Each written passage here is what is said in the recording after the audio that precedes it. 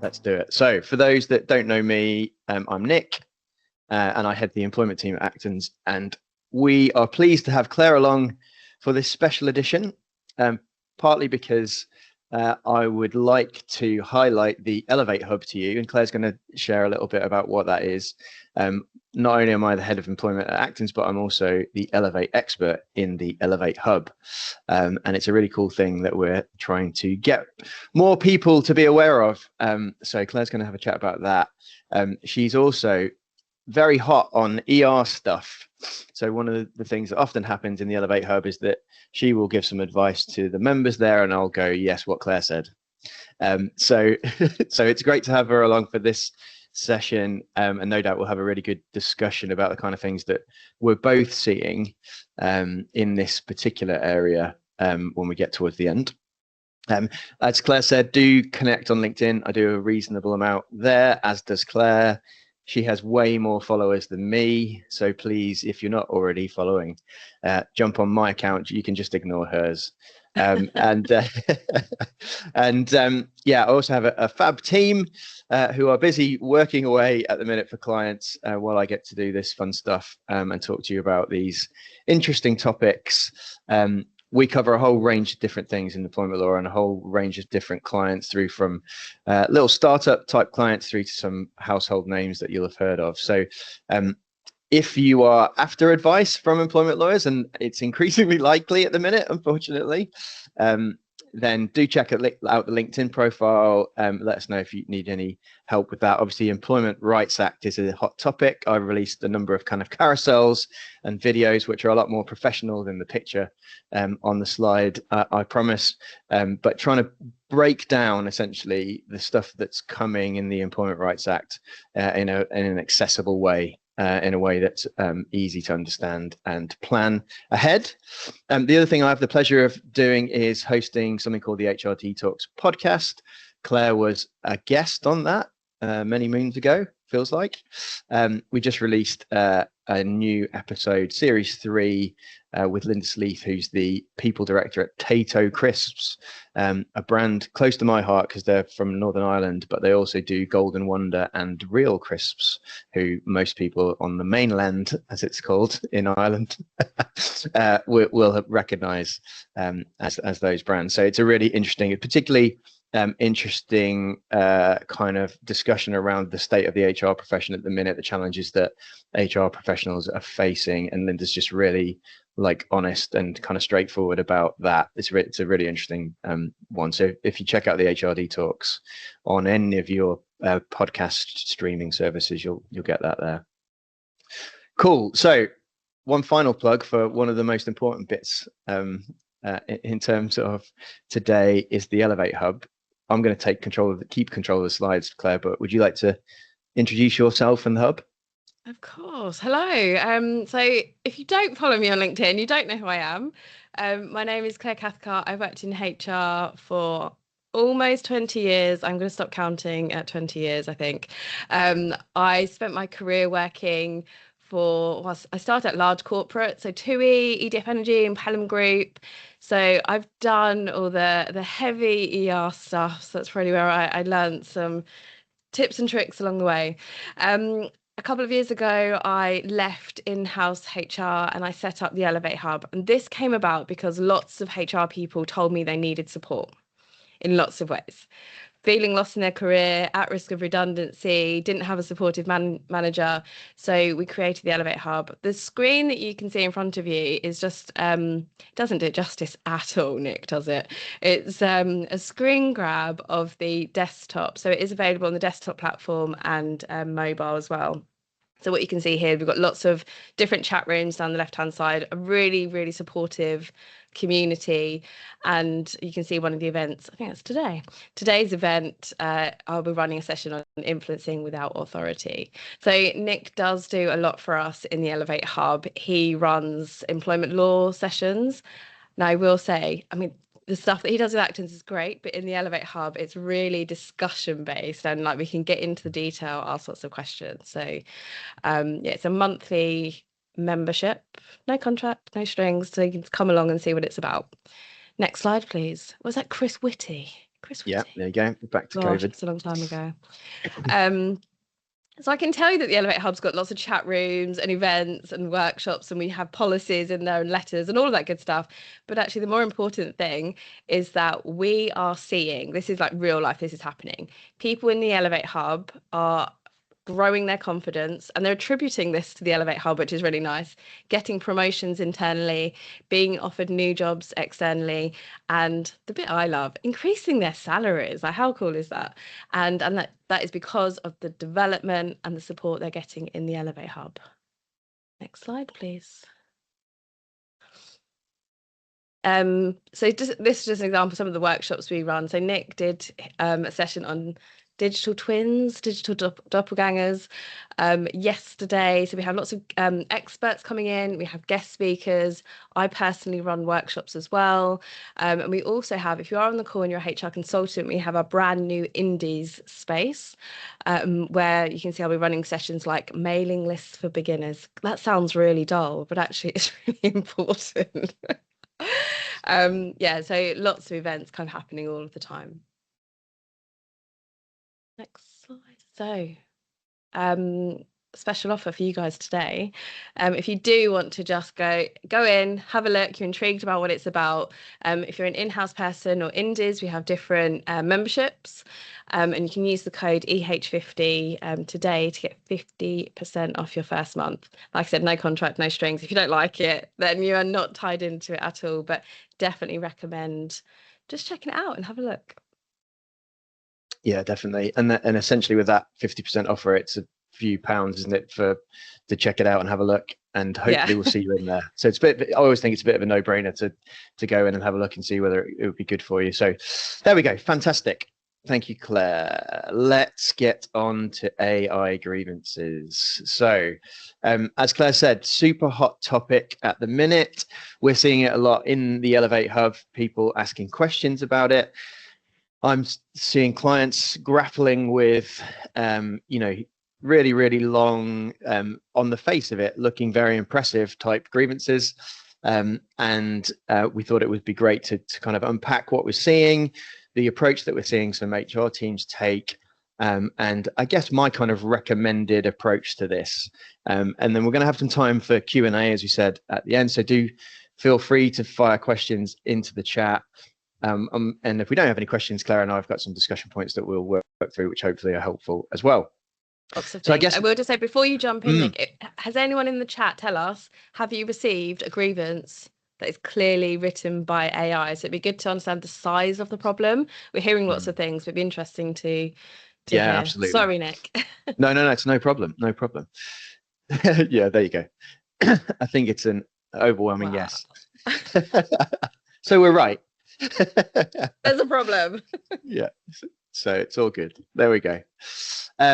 So I guess the starting point is just a kind of slight disclaimer is that I'm still using AI in a slightly old-fashioned way, or as my kids describe it, it's my age. Researching why my back hurts or my knees hurt or that kind of thing. And although it's super powerful, it is transforming the way that we're seeing grievances for sure. And yeah, the chat is being it's very clear that that's the case.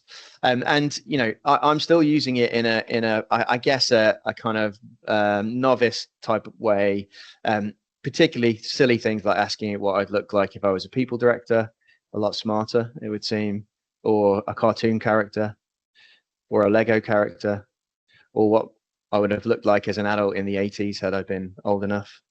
The beard and the shell suit combo is just, well, the hair, never mind anything else. There's quite a few people that seem to like that picture, so that's why I'm just hovering on that one. It just tickles me every time I see it. Or what my dog would look like as a kind of war veteran. That's kind of how I'm using AI generally. But this is what AI thinks an employee using AI to help with a grievance looks like. That's when I put that in there. And as Claire said, we are seeing a huge increase in grievances, full stop. I think that's a trend that we're definitely seeing. And we're certainly seeing AI being used to generate them. Claire jumped slightly ahead because that was my slide to say, have you seen one that you thought, hold on a minute, this doesn't quite sound like our employee? And we've got that feedback in the chat, which is great, and it's absolutely the case. So what are we seeing? Well, this slide kind of covers it, I think, in terms of the headlines. And I think there's probably one further point which I'll add, and I'll probably need to update my slides because people are starting to kind of highlight this to me as I talk to more clients and do more of these talks about it. So we're seeing what would have been 10 lines taking 10 pages. Okay, so the volume of what we're seeing is increasing for sure. It's often very repetitive, so it's making the same point over and over and over when actually it could have been a single point. It's also these grievances are increasingly legalistic, and by that I mean they're often referencing law. So sometimes UK employment law that actually makes sense. Sometimes it's broadening out, and we see quite a lot of health and safety references, interestingly, that we wouldn't have seen historically. So, things like you didn't do a stress risk assessment, or you've breached health and safety, regulations as a result of, the way that you've treated me, the environment that you've created, that kind of thing. We're also seeing case references. I think as Sam's just popped in the chat. So actual cases, that are being cited that, again, most employees wouldn't know about. Sometimes it doesn't exist, as Lisa's also suggested. But we're also seeing a heavy leaning towards US law that, again, isn't relevant to the majority of the UK cases that we're seeing. So that kind of legal piece is really ramped up as part of that. The other thing that's ramped up is the tone. So AI seems to, in these situations, because we think probably because it likes to please, essentially, it's kind of exaggerating or escalating the tone in terms of, what the employee might have said quite nicely. It's actually saying in a slightly more aggressive way, essentially. The other thing that we'll be able to spot is that there's this sort of missing detail or context, and it feels impersonal. It doesn't feel like that person. There isn't enough detail in there, and actually it therefore kind of misses the point on a number of things, and it doesn't quite sit right when it comes to understanding why the person's even raising the point in the first place.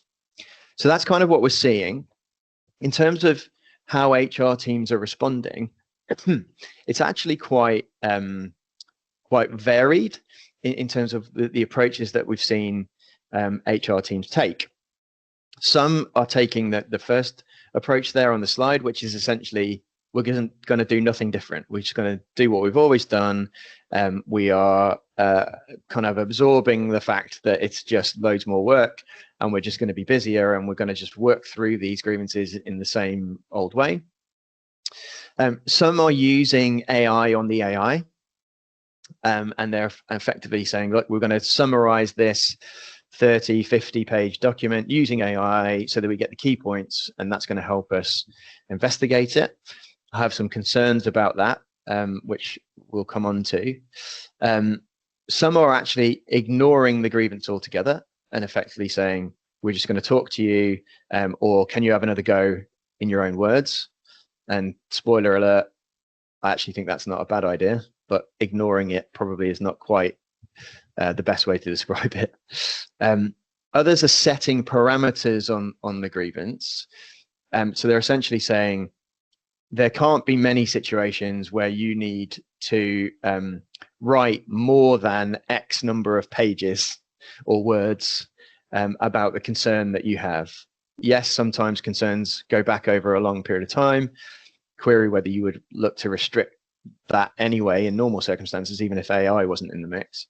But particularly with AI, some employers are saying, look, we will consider a grievance as long as it's not longer than X words or pages. And I think there's some logic to that, but it doesn't help with all the problems that AI is kind of creating in terms of repetition, exaggeration, and so on. And some are banning AI grievances altogether. So effectively saying, we will not consider a grievance if we think it's been written using AI. And again, that's, I think, at the kind of extreme end. But I suppose it then depends what you do with the concern at that point. Obviously, just ignoring grievances and complaints from your employees altogether is not generally a good idea. So that's the kind of range of things that we've seen. I should have said, actually, just jumping back a slide, the other thing that we're seeing, I mentioned that additional point that I probably should add on to the slide, is speed, I suppose, is the way of describing it. So we're seeing grievances generated very quickly because of AI. So where someone would have had to go away, have a think about it, write it out in their own words, do whatever they needed to do in terms of research, that kind of thing, to try and make it as good as they could. The speed with which people are raising complaints is dramatically increased.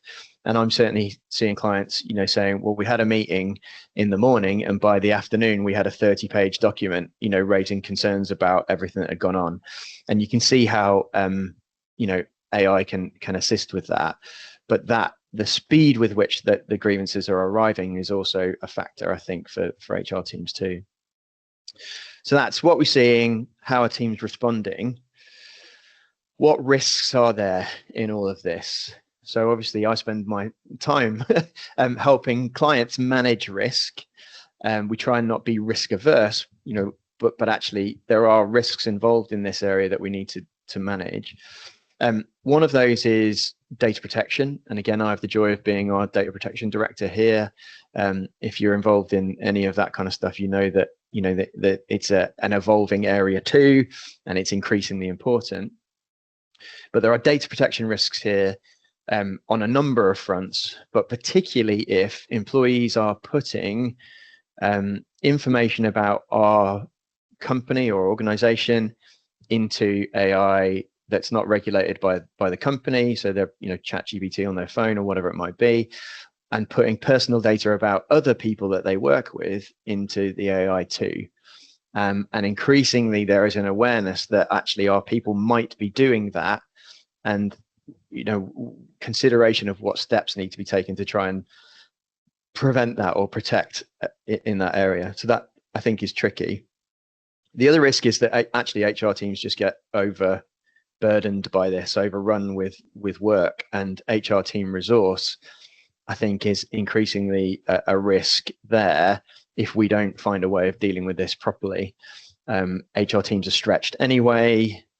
Some in the media would suggest there are too many HR professionals, full stop. So actually, getting budget for another person to investigate these kind of issues or support managers on dealing with these might actually be tough. Therefore, we need to think about how we're going to manage this stuff properly. I think manager capability is a key one. I'm talking a lot about that on a whole load of different fronts with all of the Employment Rights Act stuff that's coming. But I think managers knowing how to investigate grievances well it is absolutely vital at the minute, and having them kind of clued up on this stuff, I think, is key too. But I also think the fact that these grievances are escalating in tone, are quite aggressive, accusatory, that kind of thing. Actually, if managers receive these from their people about them, I think it's taken it to a new level in terms of how that will impact managers and how they might feel about that, because actually their employees wouldn't necessarily have talked to them in the way that the AI grievance has kind of directed stuff at them. So I think that's a factor too, and helping managers understand that maybe it's not quite as bad as the grievance suggests because AI has exaggerated things or escalated the tone, I think makes sense. Legal compliance with the ACAS code obviously is important. So things like, the ACAS code governs how we hear grievances fairly and how we comply, legally. But I think there is some, and this kind of links to policy updates, and I think Claire and I will probably chat about this later as well. I think we need to be careful to be legally compliant. So just ignoring grievances altogether, as the slide previously alluded to, clearly isn't a good idea. But actually using the flexibility that we have within the ACAS code might well be a good idea. It might be that actually our policies are outdated now in terms of timescales for responding to grievances, even if they're, if there are more of them and they're longer. How do we look at informal resolution and that kind of thing? And it might be that we want to have a look at policy updates there. And then finally, generally the trend tends to be, if there are more grievances, there are more employment tribunal claims. And I think there's been a few comments in the chat about the fact that there are AI generated claims, because we're seeing that as well as a trend. And they are coming through quickly, thick and fast, and they are, again, very similar to the grievances, often very repetitive, often lacking substance, but on the face of it, looking quite impressive.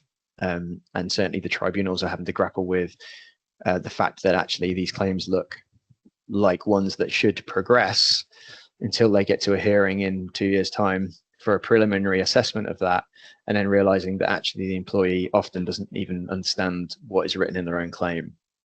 And that's really tricky.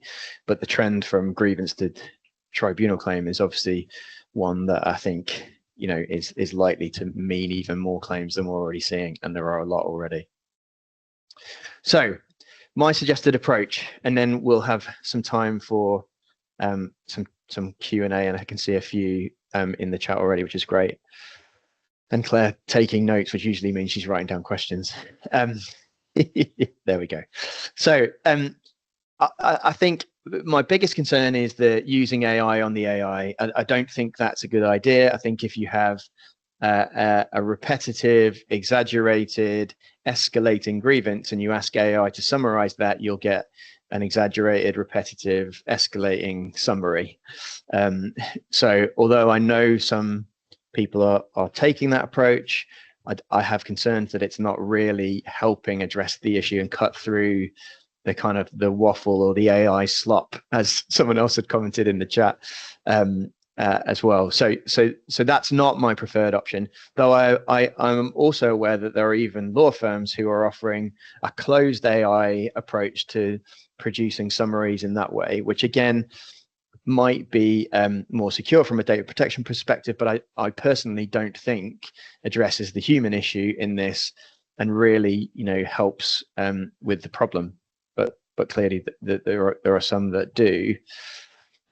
I think that actually asking the employee to set it out in their own words is a fair approach to do that. And I think if you go to an employee and say, we're really keen to understand your concerns, we're really happy to help with this, but actually this 30-page document is going to take a really long time, and actually we want to hear it from you.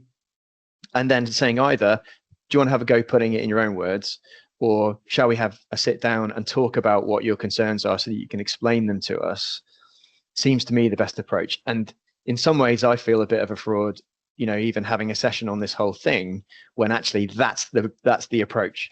It's not rocket science. It's not that complicated, and it does take time, but actually trying to move away from a document that's actually not that helpful and genuinely understand the concerns that the individual is raising it seems to me to be the key way through this, which isn't that tricky, but I don't think is happening because people are getting bound up by process and procedure and thinking, well, we've got this, we've got to go through every little detail of it, and there is no other way. So hopefully that's the kind of key message. I think it's unrealistic to ban AI use altogether because we're very much on a direction of travel with using AI, and we all are in various ways, or most of us are. I know there are some people that actually won't use it for various different reasons, but the majority of people will have it in their pocket on their phone and they will use it. So I don't think it's realistic to ban it, but I do think we need to try and control it in a way that protects confidential information and personal information of other people, which probably is one of the trickier bits. remembering the ACAS code, encouraging informal resolution. Again, sometimes we forget, yes, the ACAS code on grievances sets out the meeting process and how we need to write things and that kind of stuff. But it also talks about informally resolving grievances ahead of launching into a formal process. And a lot of the training that I do on grievances for managers is about, okay, well, let's take a step back. Do we actually need to launch into this massive process that's probably going to escalate things even further? Could we find another way? Is there an opportunity to resolve this informally? And yes, there are some risks to that, but if it's done in the right way, exploring that at the very least is a really good idea. So kind of thinking outside of the process is really key. And things like mediation, for example, might well be an option that avoids having to work through a 30-page AI grievance, which I think is got to be a good idea. The other thing that I'm kind of mulling over at the minute is whether actually there's scope for some sort of alternative approach to dispute resolution, I suppose I might call it, in terms of grievances and employment tribunal claims, because we're seeing this massive increase in grievances, we're seeing this massive increase in claims to the point where ACAS is basically at breaking point.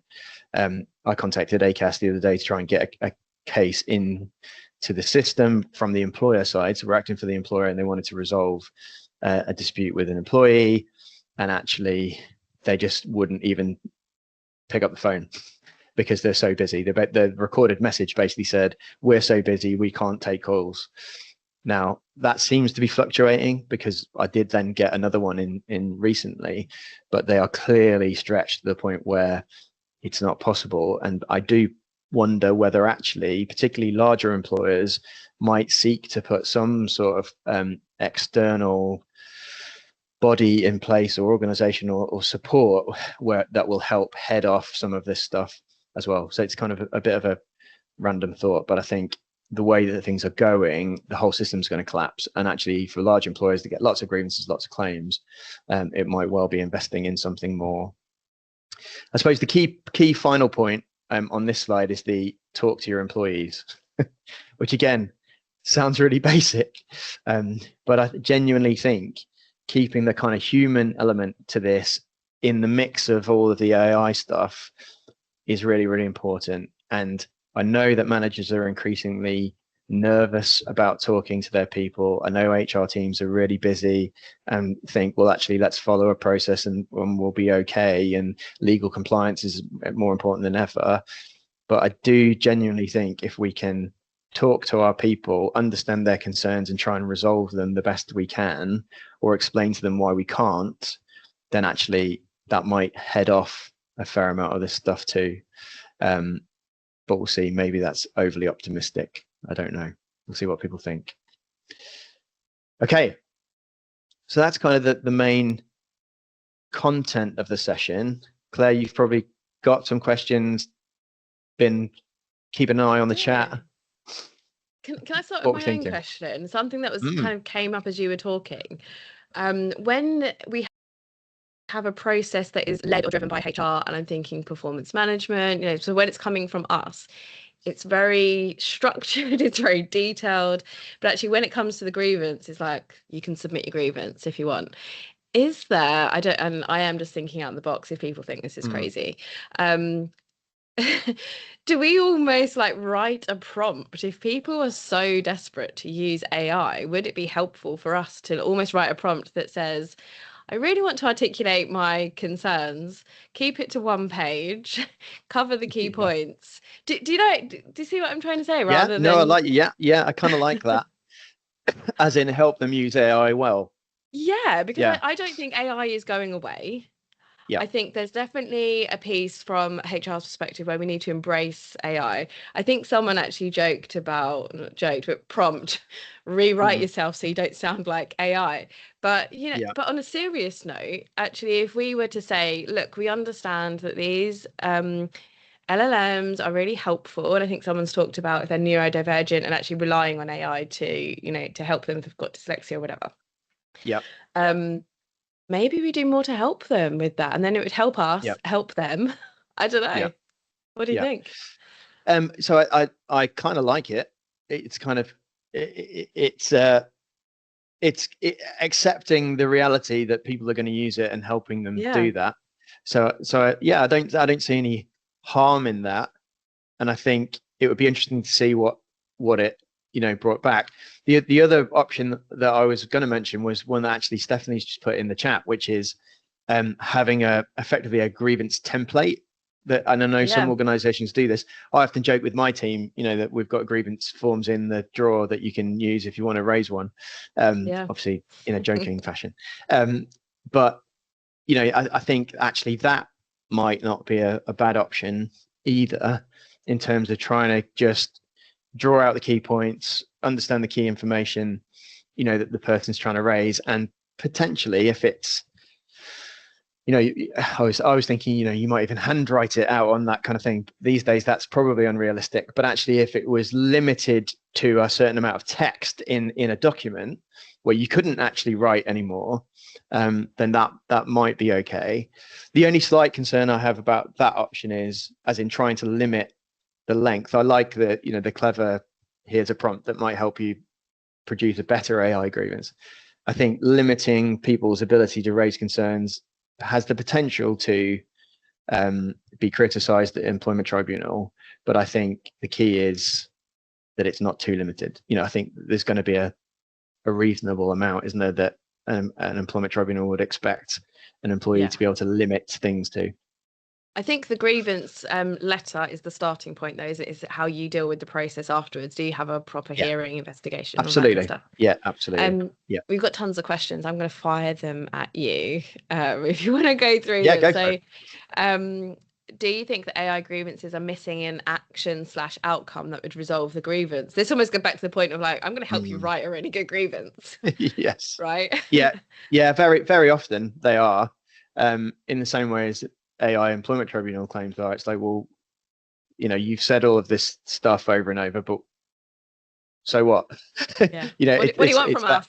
Exactly. So yeah, totally. And I guess that's one of the things that you would draw out as part of the rest of the process.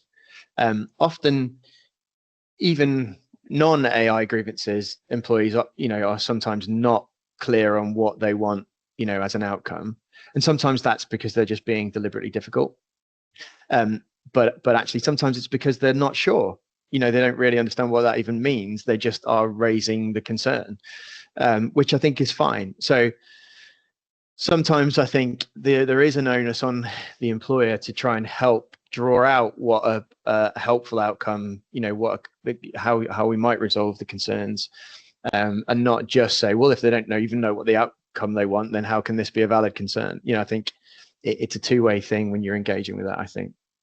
I'm liking the idea of a template or a prompt or something more and more as we're exploring this. Okay, so if companies can just auto reject applications, so if you through the recruitment process that are AI generated, why can't we reject grievances based on the same criteria?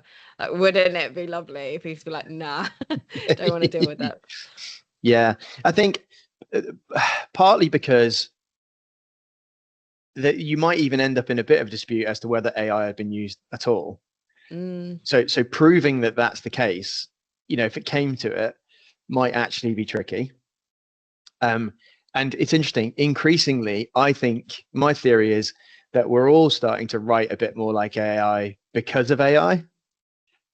So the more of that we read, I think the more we're learning to write in certain ways, and certainly on LinkedIn, that's a big thing. We think, oh, hold on a minute, I sound like I've used AI for this, even though I'm just writing it myself. So I think that you can end up in disputes as to whether it was used or not. So if you're using that as, you'd have to have very, very clear and sophisticated criteria to say, well, yes, and I guess you might even use AI to analyze whether because you can do that, can't you? There's a high percentage chance that this was written by AI. But I think the difference between the recruitment application and the grievance is the legal risk of an issue coming out of it. So if you are just saying, well, we're not prepared to consider this grievance because we think it's AI, it's then going to be about what you do next. If it's just point blank chucked out, no follow up, then I think there are considerable legal risks. If it's we're not going to consider that, but we really are keen to address your concerns. Please write it in your own words, or come and talk to us about it. Then I think that there's more logic to that, and there's certainly reduced legal risk to that, because you're demonstrating that you're prepared to, to consider the concerns. That's the key, really. Yeah. So this next question is around policy, and we've talked about this a lot. Should we change our grievance policies? Should we update them? Should we do nothing?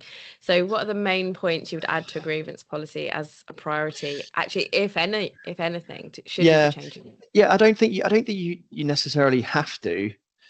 So a legally compliant grievance policy as it stands will be okay. The kind of things that I'm thinking about are, if you made a policy decision that you were going to approach AI grievances slightly differently.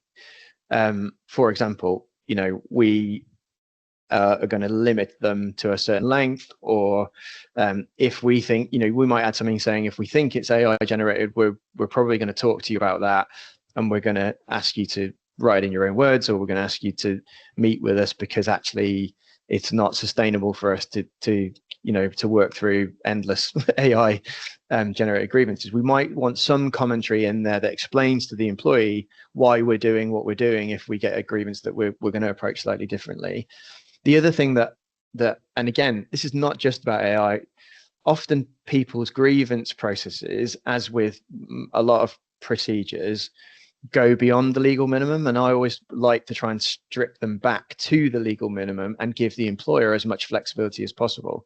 So, for example, if your grievance procedure says, we will respond to your initial grievance within X time, we will have a meeting within Y time, we will respond with an outcome within Z time or whatever, that I think is going to become increasingly difficult. It's always had the potential to trip employers up, because they're immediately in breach of their procedure that when they don't need to be. But I think when you're dealing with AI grievances, which are being delivered more quickly to us, but take a lot more time and effort and work to get through, I think giving yourself the ultimate flexibility in that policy in terms of timescales would make a lot of sense. Because the last thing we want to do is be in breach of our own procedures because we've set unrealistic timescales for ourselves.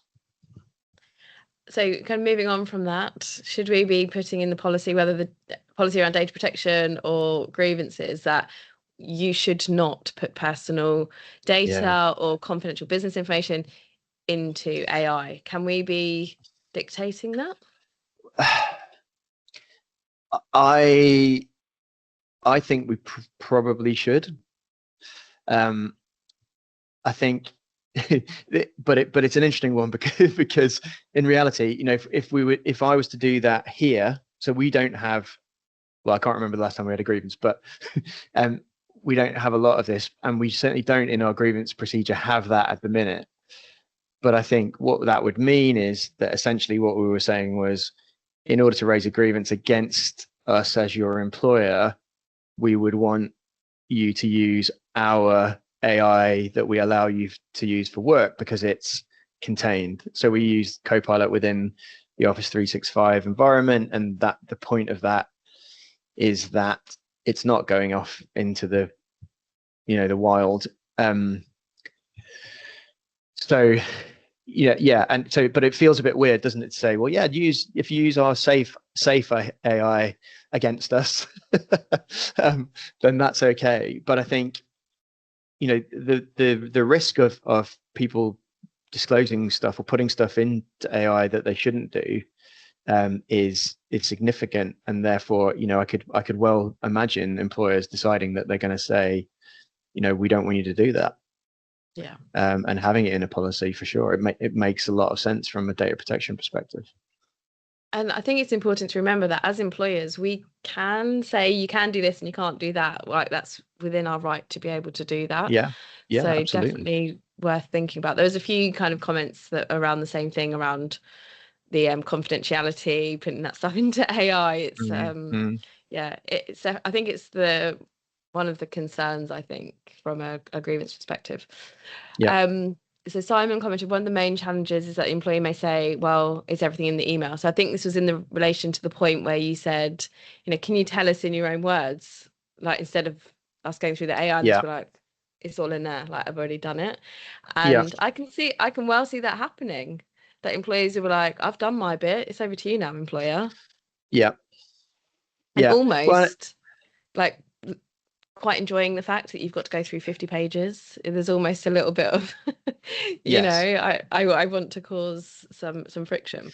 Yeah, and I agree, and I think I always have to be slightly careful here because the issues that I see in relation to this stuff tend to be the worst, most complicated, and they tend to be where the relationship between employee and employer is broken down considerably, or where actually you've got just really, really difficult employees who are out to, as you say, to try and cause their employer as much pain and work as possible.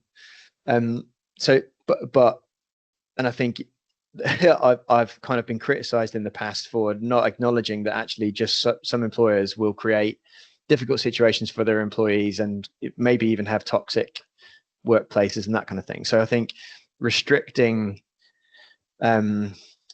people from raising these concerns in those kind of environments clearly isn't okay.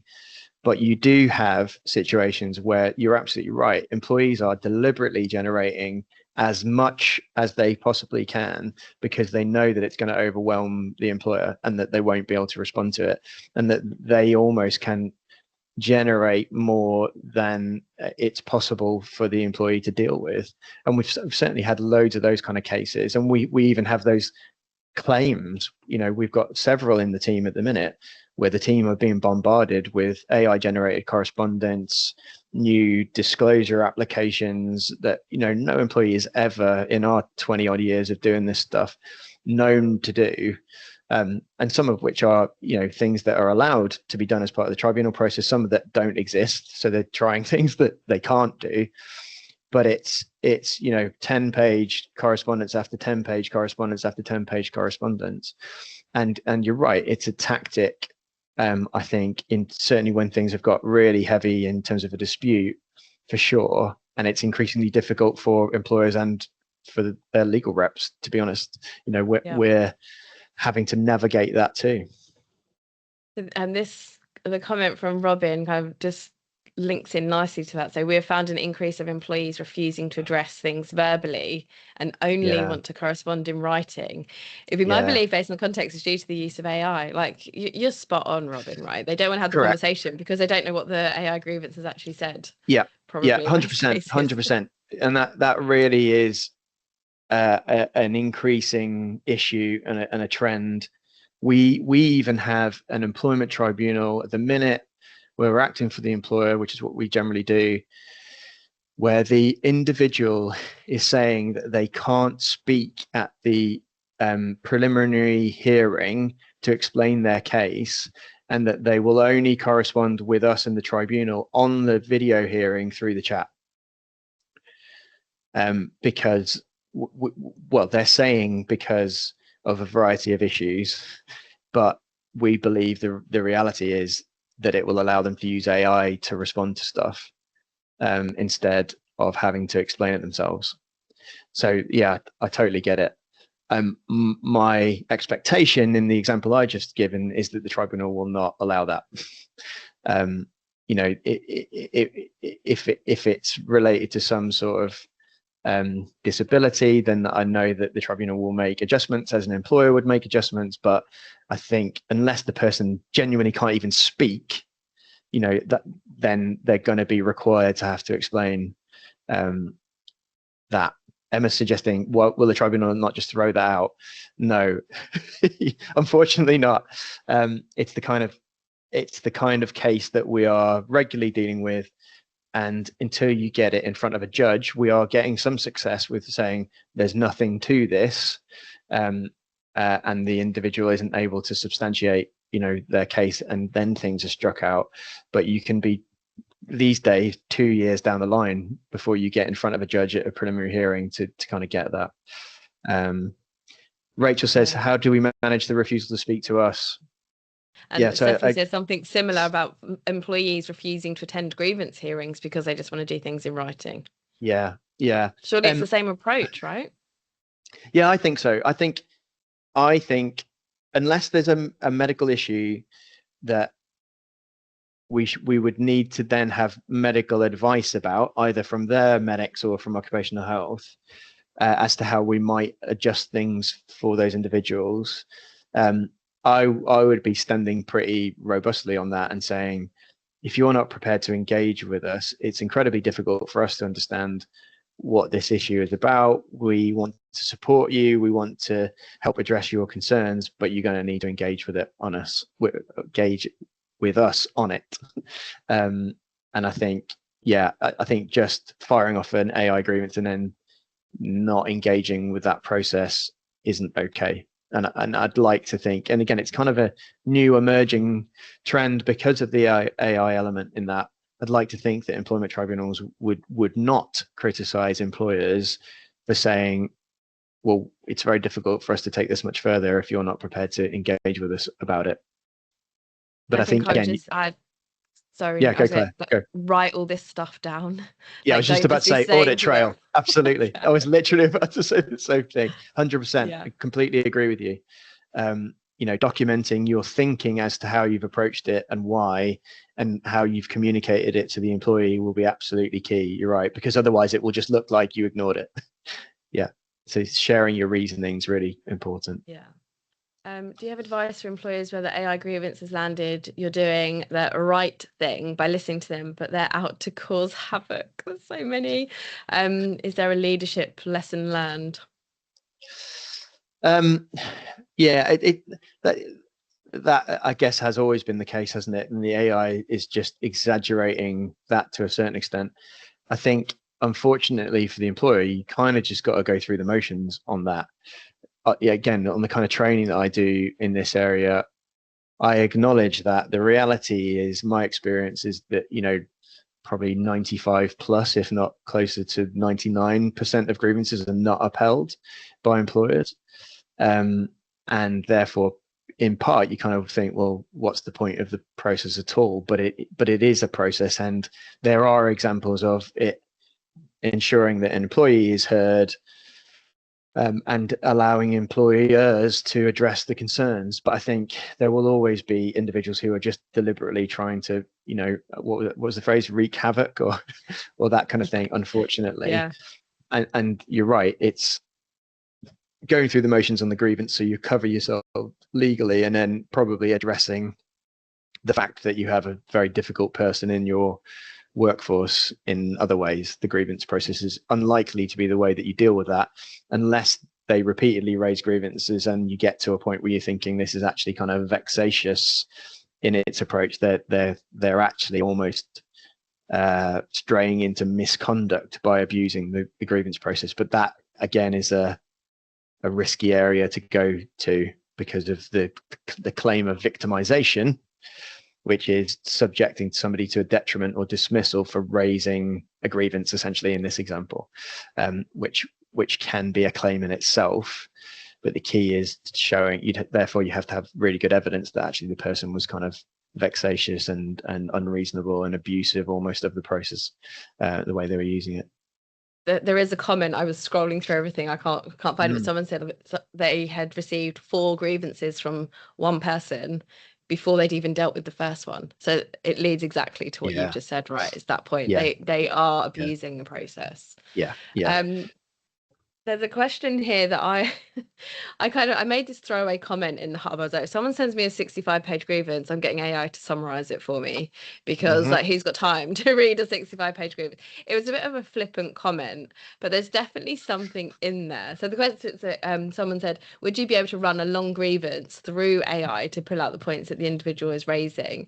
I guess it goes back to the same principles around, well, if we don't want employees to put personal information in, then should we be doing? I mean, could we change Nic Elliott to Rick Belliot or something to put it through AI? I don't know. Like, if we just go through it and change the names, what do you reckon? Well, yeah, I guess it's potentially dangerous if there happened to be a Rick that also worked in the organisation. Yeah. But well, I guess I don't like the I don't really like the summarize the AI grievance with AI approach at all. Is my honest answer. I see the logic, I see the time benefit. My concern is that it compounds the problem. So all the stuff that we've said about, you know, how inaccurate they can be, how repetitive they can be, how exaggerated they can be, I just think actually if you ask AI to summarize that, you get the same summary, you know, exaggerated, probably repetitive, and so on. So therefore, if we got a whatever it is, 282 page grievance, I think Lisa's just put in the chat, I think I would be taking a completely different approach to that and saying we need to look at this a different way based on all the stuff that I've just talked about. Yeah, let's have a conversation, right? Let's just speak to the person. Yeah. And, you know, I had a case years ago for a bank that I was actually seconded to at the time, to their HR team. And we got multiple 300-page grievances. And anyone who's heard me talk about this before will remember, because the lady, this was before AI, so this is 10, 15 years ago. And the lady wrote 300-page grievances. How on earth she did it without AI, I don't know, but she must have spent a lot of time. And she wrote, every paragraph started with firstly, secondly, thirdly, fourthly, fifthly, sixthly, all like 202nd. I can't even say it. 202ndly, thirdly, or whatever it would be. It was just incredible. And you know, we took the approach there that was just, even with a huge HR team at that employer, that we were just not going to entertain having a manager sit through, you know, what would have been 1,200 pages of stuff. You know, it's just, well, exactly. It's just not, it's not sustainable. So I think, you know, that 282 pager, I think I would have been saying we're not going to engage with this on this basis. We are prepared to talk to you about your concerns, or you're going to need to summarize it for us. But it's, I think, again, I would like to think that an employment tribunal would look at that approach and go, well, absolutely, yes, even with a big HR team, a 300-page grievance document is excessive. And as long as we could evidence the fact that we had engaged with the employee to address concerns and understand them, then I think that's fine. Yeah. I do think, as you know, through all of this, the 65 pages, 282, whatever, I think for me, it comes down to having conversations with people. If I were receiving a really long grievance, I'd get the person in the room and be like, there's obviously an issue. Like, we need to talk about it. Let's just really get to the crux of, like, we want to work through this. We want to support you. We want to get to an outcome. This is not the way to do it. I think I'd be having very honest conversations. I know there are really difficult people out there that will push back or whatever, but in my ideal little world, I would love just to see conversations happening as opposed to getting a highlighter and going through 65 pages. Yeah, totally. And part of the challenge there, I think, and again, there's something that we talk about a lot, is the fact that that's okay if you're a highly trained HR professional, and when I say it's okay, you are probably better equipped to have those kind of conversations. But actually, in organizations where it's managers having to do that, if we're not training our managers appropriately to deal with those situations, if they're having to do them on their own, that's where I think that the whole thing falls down, and where actually it can escalate, where we end up with further complaints and so on. And training managers to do this stuff well is just so important. Yeah. Someone, and this isn't a question, just hilarious, someone changed the names of people to fruits to put it into AI to get it to summarize. You've made my day, Stephanie. I love that's that. That's a good one. So can we discuss how to deal with grievances where people have confused their feelings as facts? Oh gosh, it's a really tricky line to walk when you're HR and you're listening to this, knowing this is just how the person felt. It's not actually supported by external evidence. Is anyone else seeing this? Yeah. This happens a lot, I think, in grievances. People are like, it's real for them. Yep. Like they, it is fact for them, but then actually when it's like grievances aren't upheld most of the time, right? Because when you actually get into it, like that Yep. didn't happen. Yeah. Yeah, I think there's probably something about, I don't know, AI can't give this like the empathy piece, the sympathy piece. I think with grievances, we don't want to inflame the situation more than it already is. So my approach is definitely like listen to people, understand what's going on, and then just try and explain why we're not upholding it, because that happens a lot. Yeah. Yeah. And often when there's a kind of heavy emphasis on feelings in that way, having someone listen to them, having someone acknowledge how they felt, having someone respond to it in some way is really helpful. The difficulty is when the person believes that it's facts and that there is evidence to support it when we don't. But the key then is just being really clear on the evidence that we found as part of the grievance, or the lack of evidence. Often that's the case. And that's why, again, when I'm helping employers drafting outcome letters to grievance, I have a kind of a methodology for that, which focuses in on evidence all of the time. Again, it's not revolutionary, but actually grievance outcome letters are often drafted badly because they don't refer to enough evidence to justify the decision, and just say, well, we disagree, not upheld. So that's really important too. What do you think about, this isn't a question from the chat, but what do you think about using AI to help you write outcome letters? Obviously not including the personal information, but just helping you like structure it. Is this a good idea, or should we still be, because when I've written grievance outcomes letters before, they're detailed. It takes time. So what are your thoughts on AI helping HR? So again, I'm sure it's happening probably even more than I realize, because it's such a time saver. I had one recently where a client it was a grievance appeal, and the manager involved, who I know quite well actually, told me that he was going to use Claude to do it, and he would send it to me for review, and he did, and it was terrible, is the honest answer. So it was incredibly headline. So although I think he had done a similar thing where he kind of anonymized all the details and all that kind of stuff to the point where it was safe to use it, what it produced it was a bit like receiving the grievance that has no substance.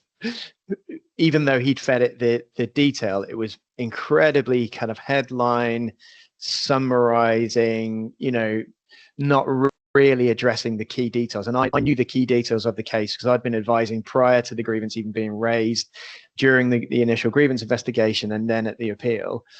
And I was like, yeah, that's not okay. So because I know him well, I just sent him that. It's no good.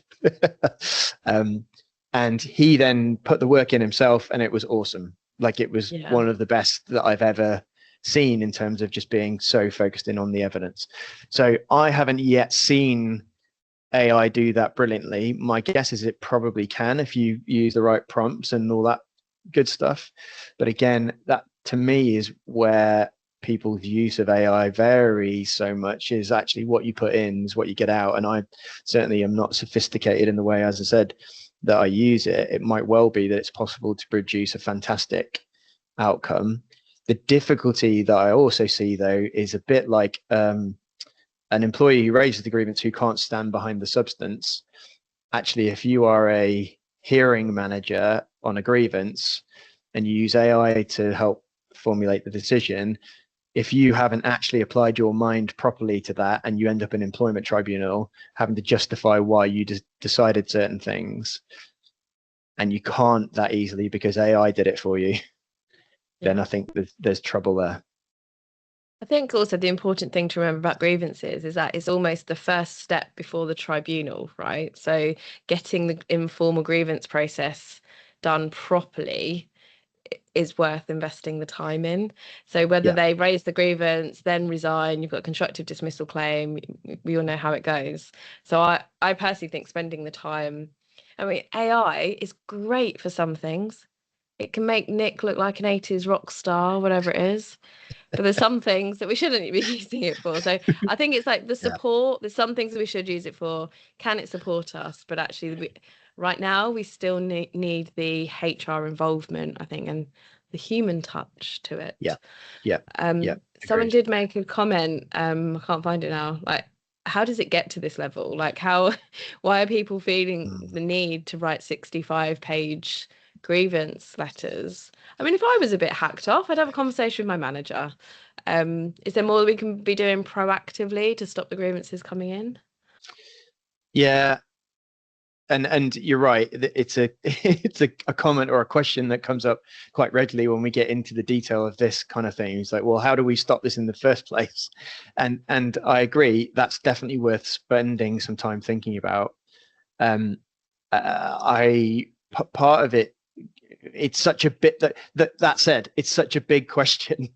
You know, it's essentially, how do you keep your people happy at work? You know, how do you set a culture where people feel supported and understood and heard, that they don't need to go formal with grievances? How do you, you know, ensure that managers are good managers and nip these kind of issues in the bud early by having good conversations and that kind of thing? So it often, lots of these issues where it gets really messy and difficult and litigious and all that kind of stuff, for me, comes back to manager training. So actually, you know, putting people into management roles that are good managers, not just good performers, and supporting them in having all the skills that they need to manage well, because that tends to be where things go wrong.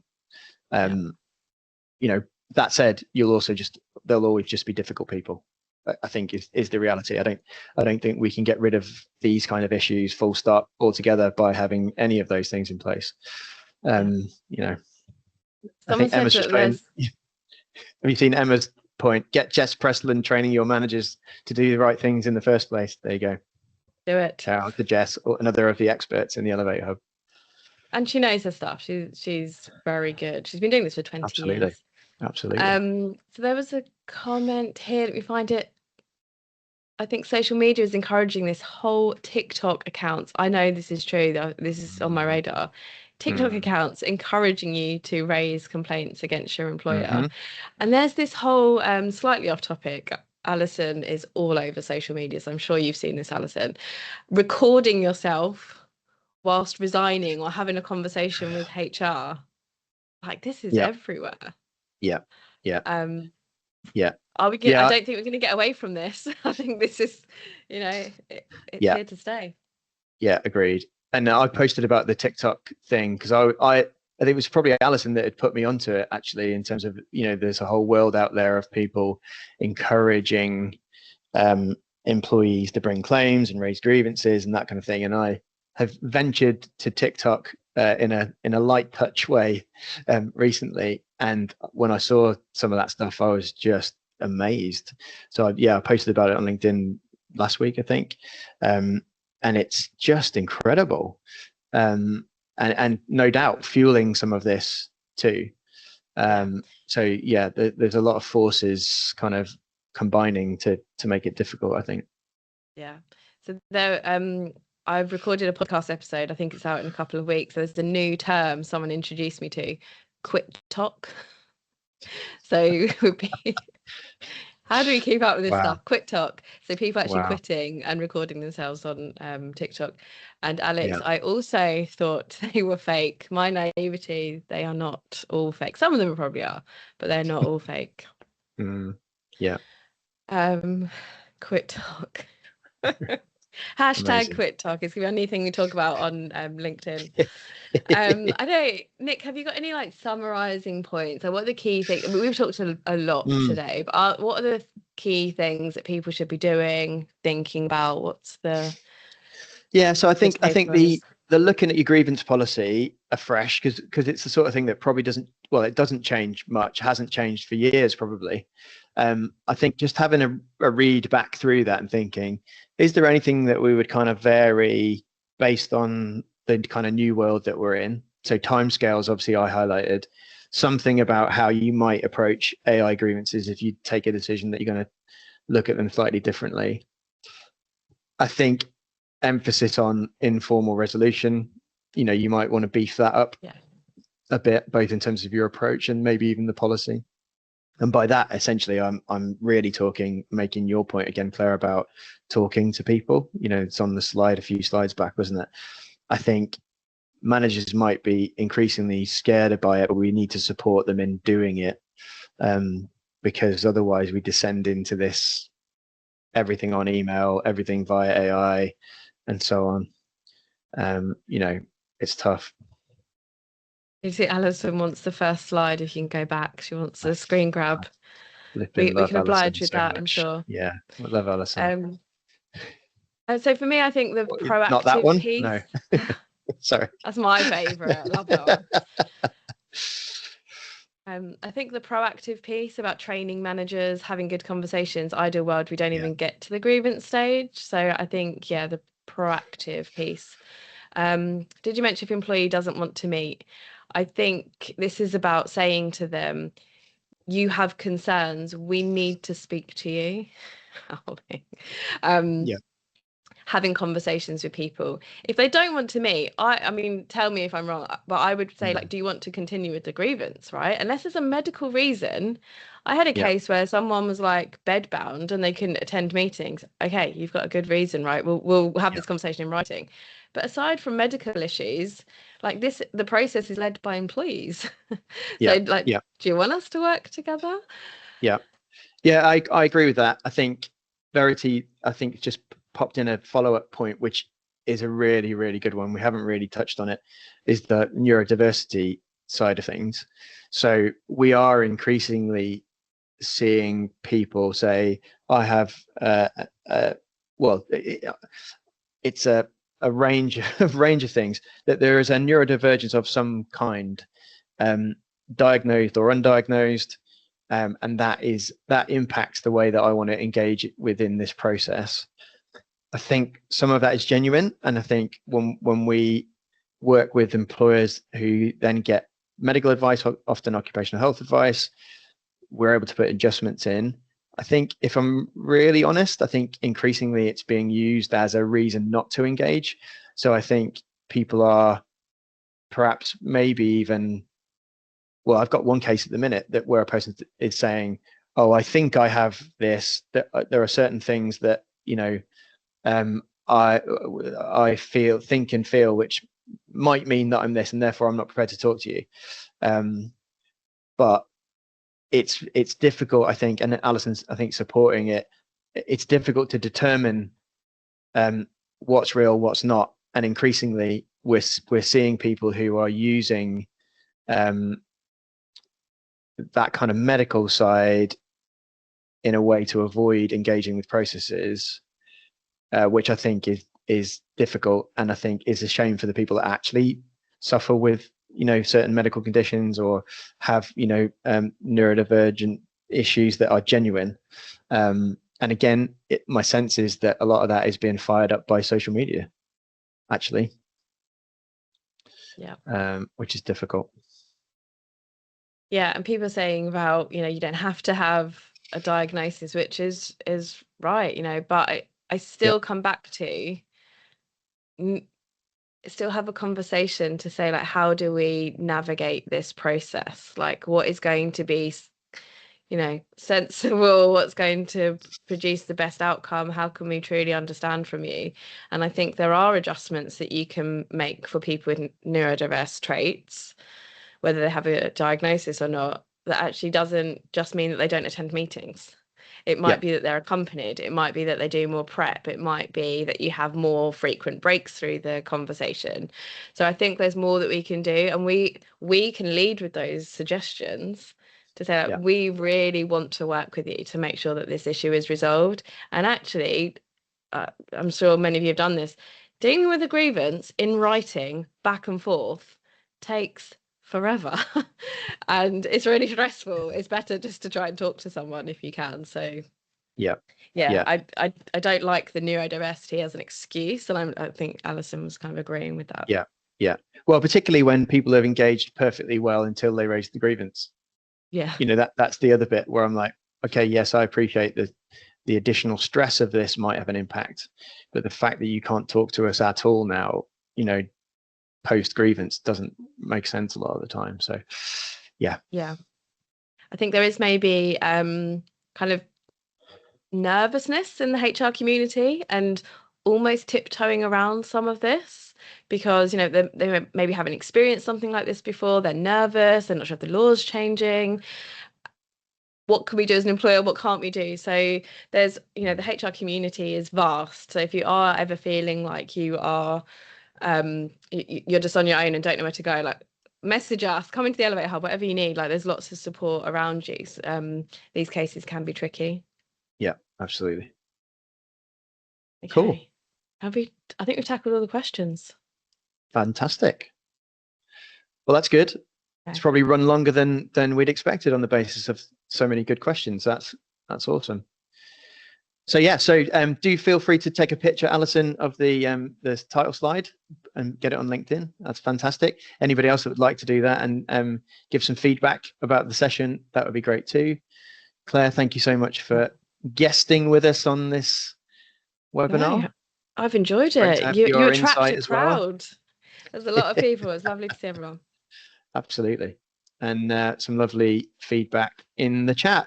Someone asking about slides available. So slides are not available, but we do record the session and that will be sent out to you at some point. So I'm kind of flying solo on the basis that my team who will do that bit are currently sunning themselves.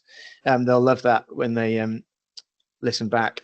But we will have that out to you as soon as we can. The other thing is that there are previous webinars are on our website, so actons.co.uk. So if you don't get the email, it will be there eventually, assuming that I've done everything right to record it. Otherwise, you won't get a recording. So you might not. You might not. Yeah, hopefully you've enjoyed Claire, it. Obviously, people have got the QR code for Elevate. Where else can they find details? Website, presumably? I was naughtily just looking at my phone. It's like pinging up, so people were joining. So we will see you in the hub. If you go to elevatehub.co.uk, all of the information is on there. The discount code is EH50 if you want to get 50% off, and you are welcome to join if you are in-house or a consultant. We're supporting all of the HR community. So yeah, please do come along and join us. If we run lots of sessions like this that are very much discussion based, we get into the detail, answering all of your questions. So yeah, we'd love to see you in there. And if you have joined already today, I will be in touch. And yeah, we'll get a call in the diary. Fantastic. I think Anne was also just asking for a picture of the 80s picture again. So there we go. It needs to be a profile pic for at least a week. I did have it as my profile pic for a while. There was the little trending thing on LinkedIn. I changed it there for a while, but maybe there you go. Anne's loving it. Brilliant. Very fun. Okay. Thanks, everybody. We'll call it a day there. Thanks again, Claire, and we will see you all soon. Yeah. Enjoy your day. Thanks, everyone.